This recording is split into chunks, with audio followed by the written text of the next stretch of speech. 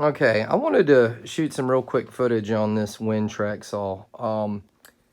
And my perspective is a little bit different because I have worked in hardwood lumber shop, Woody's Wood Shop out in Wilmington, North Carolina.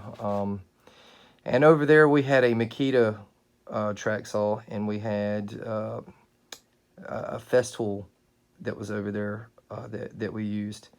So the thing about that Festool that I want to go ahead and mention right away, it was almost worn out. But the saw cut great. And when I say it was worn out, the bearings were to the point of being gone, so that the saw would actually bog down. Um, it would bog down and quit like randomly. And the speed setting didn't quite work like it was supposed to.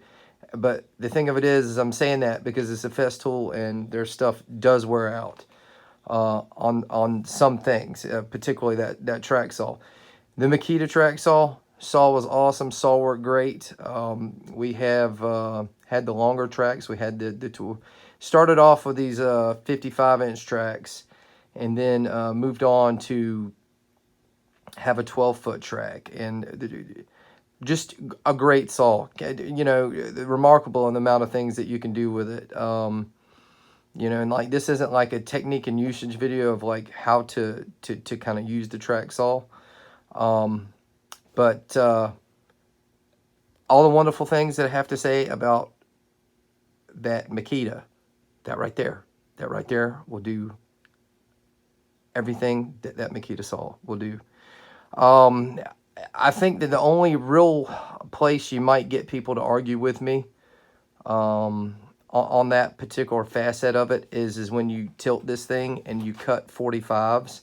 So what we're talking about is like when you're like doing joinery, and maybe you have like a waterfall table and you cut a 45 across, or maybe you're doing a long rip and you're doing a 45. The consensus is to people that the Makita is better than that Wen right there. Well, my thing is this, when doing those types of cuts on those types of pieces, you better have control of your saw.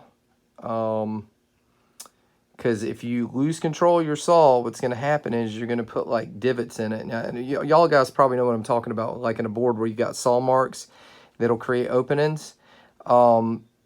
You know, if you're going to be doing waterfall 45s, and let's say you've got like some 8-quarter pieces or even maybe some 12-quarter pieces, it probably would help to have maybe a stronger saw than this guy right here.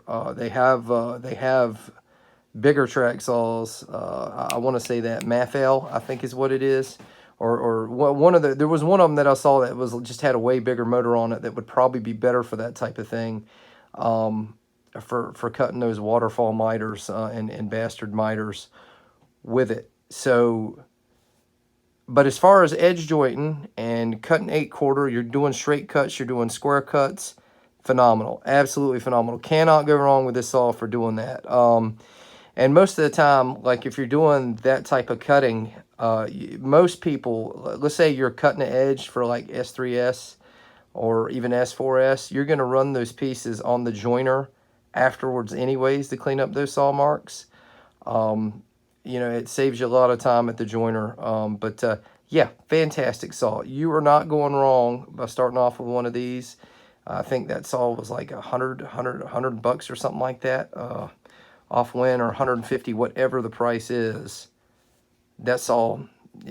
Definitely worth your money of buying. If you do not have a track saw and you want to get one, it'll do. You'll be very pleased with it.